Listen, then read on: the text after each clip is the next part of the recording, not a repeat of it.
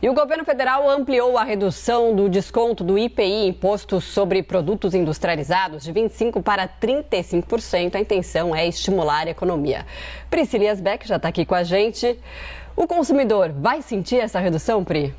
É a pergunta que não quer calar, né? Exato. A gente escuta essas medidas, já fica pensando, será que vou fazer umas comprinhas, né? Então vamos explicar aqui um pouco dessa complexa carga tributária que a gente tem no país para a gente conseguir entender então o que acontece para o consumidor final. A resposta simples é: os custos tendem a ter uma redução, mas o impacto pode ser limitado por causa do momento atual de crise e inflação. Estava conversando com o Romero Tavares, que é especialista no assunto, tributarista. O que ele falou? Que antes é importante explicar que o IPI é um imposto, que ele varia muito de produto para produto.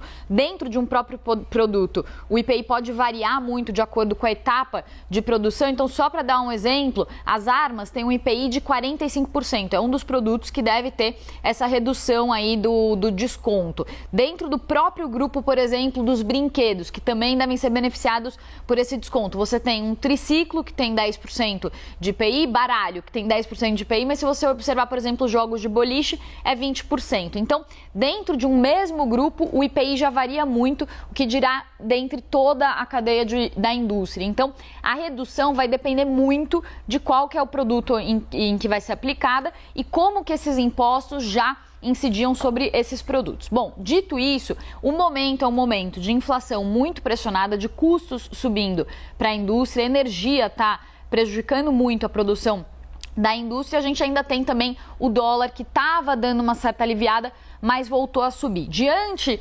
desse cenário, desse contexto, a expectativa dos economistas, inclusive do Romero Tavares, é que esse impacto seja limitado. Então, a magnitude do desconto que o governo dá até chegar para o consumidor final na ponta, ela se perde um pouco. Por quê? Porque as indústrias elas já estão passando por um momento difícil, de prejuízo, de custos aumentando, então elas talvez não consigam repassar toda essa redução de custos que elas vão ter. É mais ou menos a lógica que a gente pode aplicar quando tem uma redução do preço para as refinarias. Quando a Petrobras faz um reajuste, reduz o preço para as refinarias. Até isso chegar no posto de gasolina, demora e vai depender de acordo com a região. Então, esse é um pouco do cenário que a gente está falando, mas vale dizer que todos os governos, não só aqui no Brasil, como no resto do mundo, estão tentando fazer medidas para fazer frente aos efeitos de pandemia, de guerra, de lockdowns na China, que estão deixando o mundo todo num momento complexo, num momento difícil.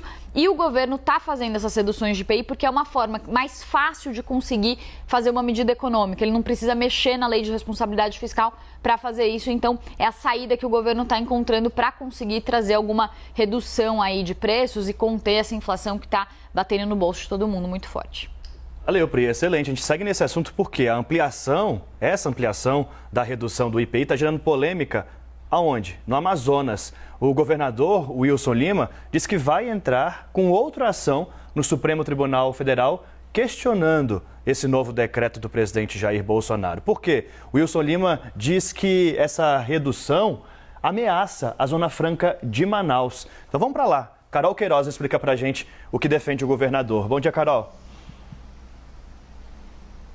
Oi, Daniel. Bom dia para você, para todo mundo que nos acompanha. Olha, é preciso esclarecer que tem 2 decretos aí que estão mexendo muito com a situação aqui na Zona Franca de Manaus. O primeiro é aquele que reduz o IPI de forma geral sobre os produtos industrializados e afeta aqui a Zona Franca. E agora o último decreto de ontem mesmo, de ontem à noite, do governo federal, que atinge diretamente o polo de concentrados aqui da Zona Franca. É bom esclarecer que os concentrados são insumos utilizados na produção de refrigerantes. A gente está falando de extratos, de aromatizantes.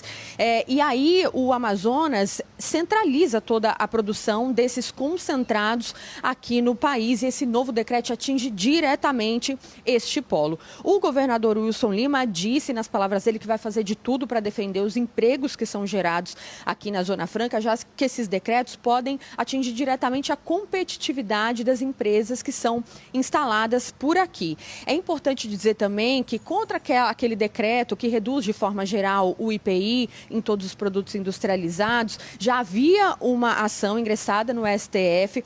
O relator é o ministro André Mendonça e já existe uma audiência de conciliação marcada para o dia 3 agora de maio entre União e o estado do Amazonas, justamente na tentativa de achar uma solução, um consenso, né, que beneficie as empresas que são instaladas fora aqui da região, mas que também mantenha as garantias constitucionais aqui da Zona Franca de Manaus.